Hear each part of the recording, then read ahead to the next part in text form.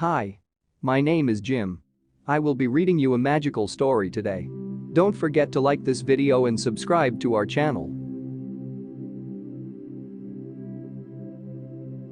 Out in the woods stood a nice little fir tree.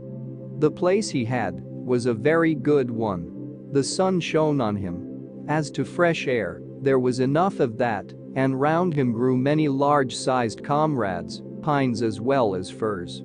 But the little fir wanted so very much to be a grown-up tree. He did not think of the warm sun and of the fresh air. He did not care for the little cottage children that ran about and prattled when they were in the woods looking for wild strawberries. The children often came with a whole pitcher full of berries, or a long row of them threaded on a straw, and sat down near the young tree and said, "Oh, how pretty he is, what a nice little fir." But this was what the tree could not bear to hear. At the end of a year he had shot up a good deal, and after another year he was another long bit taller. For with fir trees one can always tell by the shoots how many years old they are. "Oh, were I but such a high tree as the others are," sighed he. "Then I should be able to spread out my branches, and with the tops, to look into the wide world.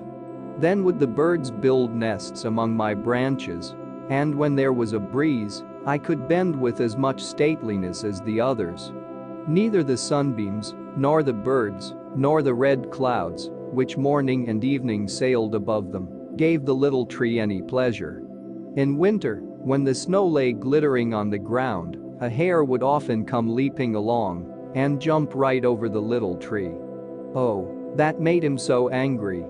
But 2 winters were past, and in the third the tree was so large that the hare was obliged to go round it. To grow and grow, to get older and be tall, thought the tree, that, after all, is the most delightful thing in the world. In autumn the woodcutters always came and felled some of the largest trees. This happened every year, and the young fir tree, that had now grown to a very comely size, trembled at the sight. For the magnificent great trees fell to the earth with noise and cracking. The branches were lopped off, and the trees looked long and bare. They were hardly to be recognized. And then they were laid in carts, and the horses dragged them out of the woods. Where did they go to? What became of them? In spring, when the swallows and the storks came, the tree asked them, "Don't you know where they have been taken? Have you not met them anywhere?" The swallows did not know anything about it, but the stork looked musing, nodded his head, and said, "Yes, I think I know. I met many ships as I was flying hither from Egypt. On the ships were magnificent masts, and I venture to assert that it was they that smelt so of fir. I may congratulate you, for they lifted themselves on high most majestically. Oh, were I but old enough to fly across the sea. But how does the sea look in reality? What is it like? That would take a long time to explain," said the stork, and with these words off he went. "Rejoice in thy growth," said the sunbeams, "rejoice in thy vigorous growth, and in the fresh life that moveth within thee." And the wind kissed the tree, and the dew wept tears over him. But the fir understood it not. When Christmas came, quite young trees were cut down. Trees which often were not even as large or of the same age as this fir tree, who could never rest but always wanted to be off. These young trees, and they were always the finest looking, retained their branches. They were laid on carts, and the horses drew them out of the woods. "Where are they going to?" asked the fir. "They are not taller than I. There was one indeed that was considerably shorter. And why do they retain all their branches? Whither are they taken?" We know," chirped the sparrows. "We have peeped in at the windows in the town below. We know whither they are taken. The greatest splendor and the greatest magnificence one can imagine await them. We peeped through the windows and saw them planted in the middle of the warm room and ornamented with the most splendid things, with gilded apples, with gingerbread, with toys, and many hundred lights." "And then?" asked the fir tree, trembling in every bough. "And then? What happens then?" "We did not see anything more," It was incomparably beautiful. "I would fain know if I am destined for so glorious a career," cried the tree, rejoicing. "That is still better than to cross the sea. What a longing do I suffer. Were Christmas but come. I am now tall, and my branches spread like the others that were carried off last year. Oh, were I but already on the cart. Were I in the warm room with all the splendor and magnificence. Yes, then something better, something still grander, will surely follow, or wherefore should they thus ornament me? Something better, something still grander, must follow, but what? Oh, how I long, how I suffer. I do not know myself, what is the matter with me? Rejoice in our presence," said the air and the sunlight. "Rejoice in thy own fresh youth." But the tree did not rejoice at all. He grew and was green both winter and summer. People that saw him said, "What a fine tree," and toward Christmas he was one of the first that was cut down. The axe struck deep into the very pith. The tree fell to the earth with a sigh. He felt a pang. It was like a swoon. He could not think of happiness, for he was sorrowful at being separated from his home, from the place where he had sprung up. He knew well that he should never see his dear old comrades, the little bushes and flowers around him, anymore. Perhaps not even the birds. The departure was not at all agreeable. The tree only came to himself when he was unloaded in a courtyard with the other trees and heard a man say, "That one is splendid, we don't want the others."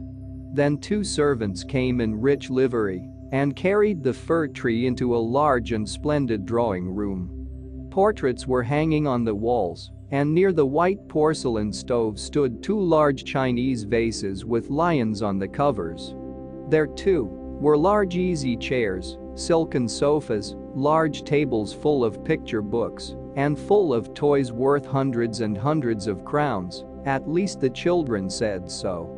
And the fir tree was stuck upright in a cask that was filled with sand, but no one could see that it was a cask, for green cloth was hung all around it, and it stood on a large gaily colored carpet.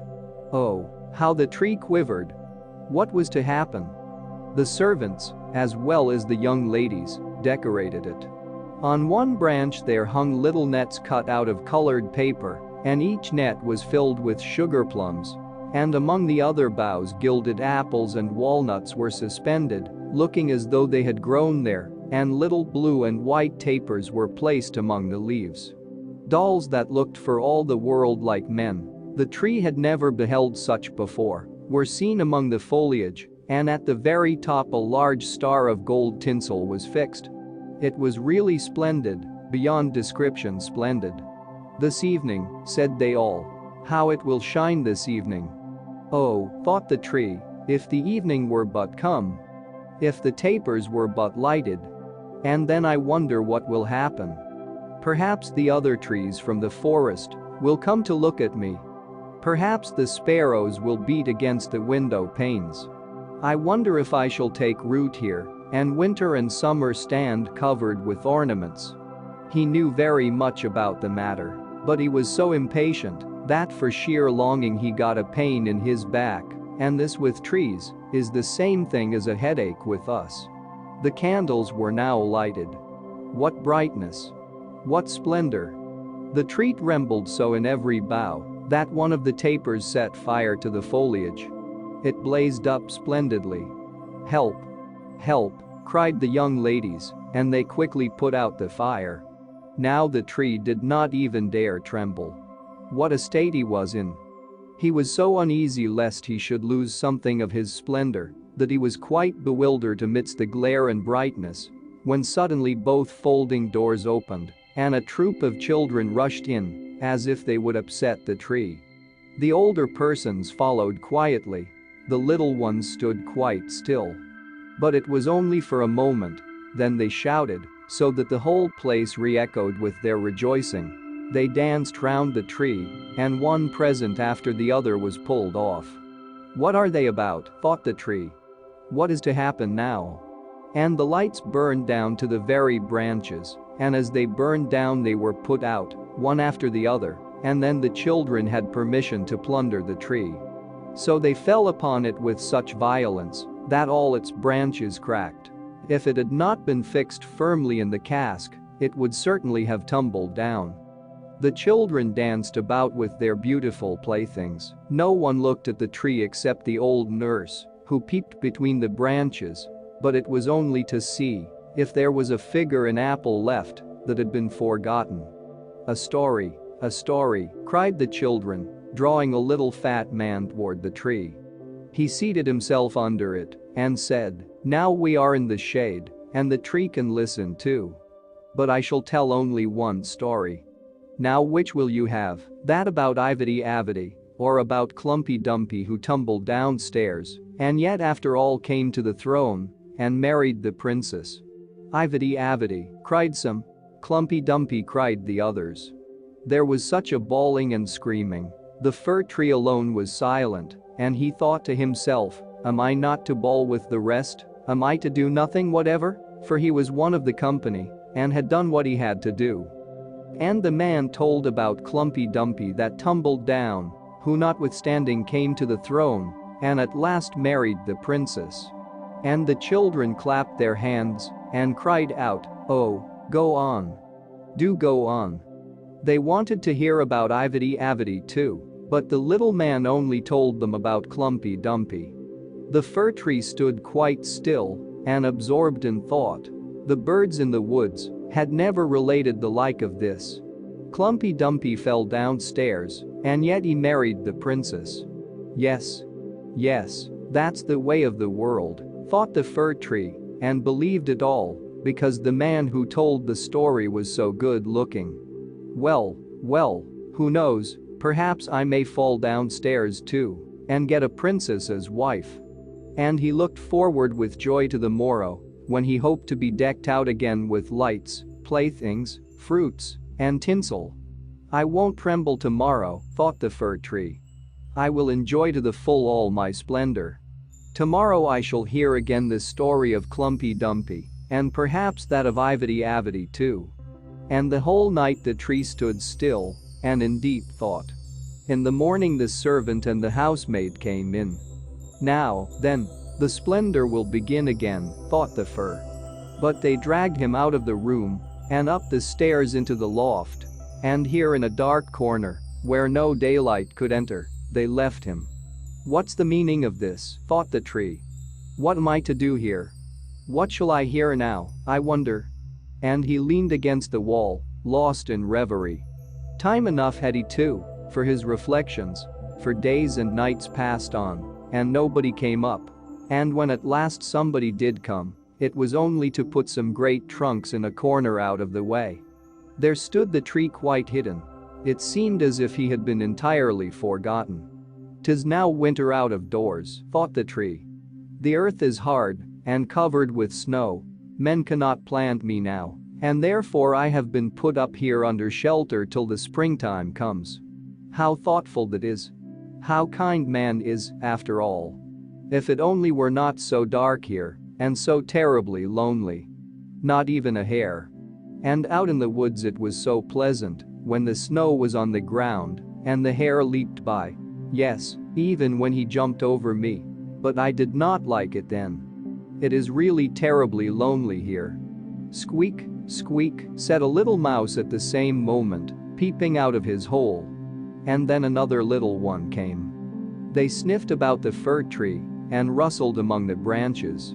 "It is dreadfully cold," said the mouse. "But for that, it would be delightful here, old fir, wouldn't it?" "I am by no means old," said the fir tree. "There's many a one considerably older than I am." "Where do you come from?" asked the mice. "And what can you do?" They were so extremely curious. "Tell us about the most beautiful spot on the earth. Have you never been there? Were you never in the larder, where cheeses lie on the shelves and hams hang from above, where one dances about on tallow candles, that place where one enters lean and comes out again fat and portly?" "I know no such place," said the tree, "but I know the woods, where the sun shines and where the little birds sing." And then he told all about his youth. And the little mice had never heard the like before. And they listened and said, "Well, to be sure. How much you have seen. How happy you must have been." "I," said the fir tree, thinking over what he had himself related. "Yes, in reality those were happy times." And then he told about Christmas Eve, when he was decked out with cakes and candles. "Oh," said the little mice, "how fortunate you have been, old fir tree." "I am by no means old," said he. "I came from the woods this winter. I am in my prime, and am only rather short for my age."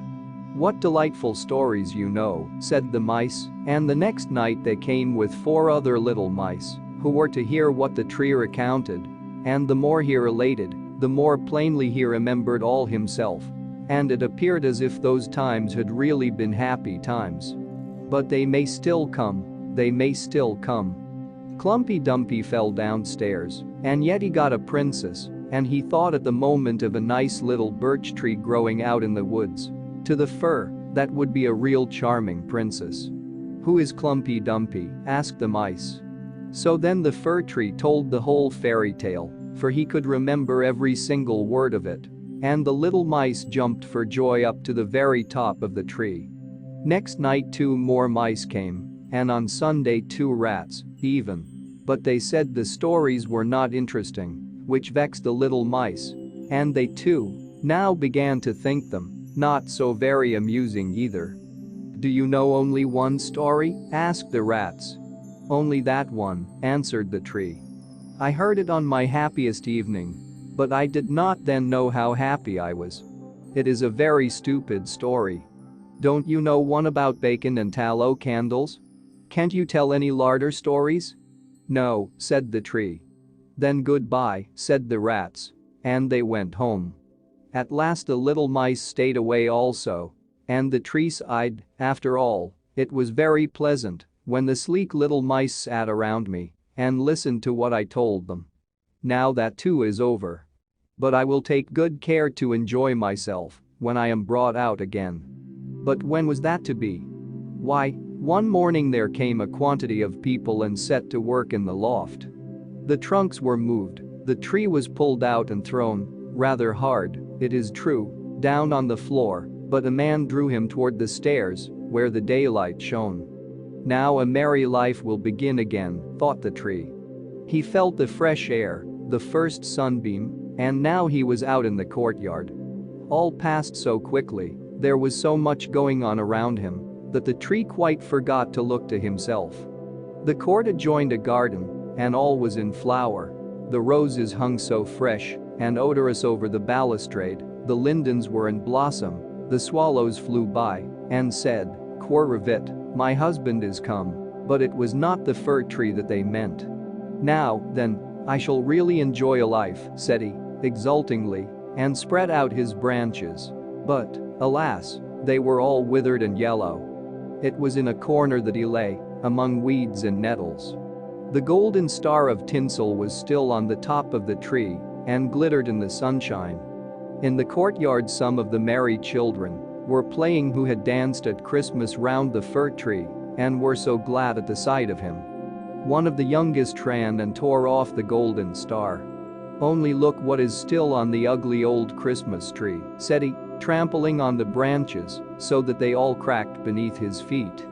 And the tree beheld all the beauty of the flowers and the freshness in the garden. He beheld himself and wished he had remained in his dark corner in the loft. He thought of his first youth in the woods, of the merry Christmas Eve, and of the little mice who had listened with so much pleasure to the story of Klumpy Dumpy. "'Tis over, 'tis past," said the poor tree. "Had I but rejoiced when I had reason to do so. But now 'tis past, 'tis past."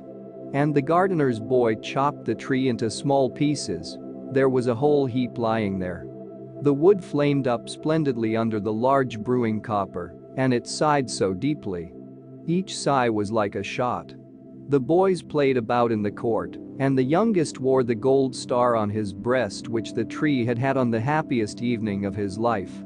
However, that was over now, the tree gone, the story at an end.